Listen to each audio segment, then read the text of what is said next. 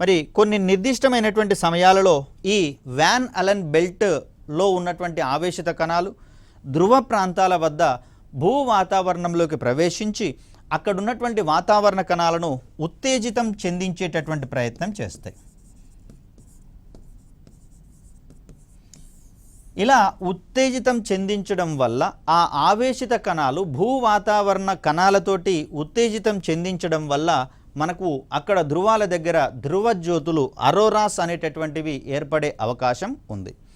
మరి ఈ సందర్భంలో ఉత్తర ధ్రువం వద్ద నార్త్ పోల్ వద్ద భూమి యొక్క నార్త్ పోల్ వద్ద ఏర్పడేటటువంటి ఈ ధ్రువజ్యోతులను అరోరా బొరియాలిస్ అనేటటువంటి పేరుతోటి చెప్తాం.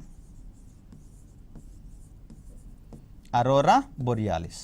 అదే దక్షిణ ధ్రువం వద్ద ఏర్పడేటటువంటి ఈ అరోరాలను ధ్రువజ్యోతులను మనము అరోరా ఆస్ట్రాలిస్ అనేటటువంటి పేరుతోటి చెప్తాం.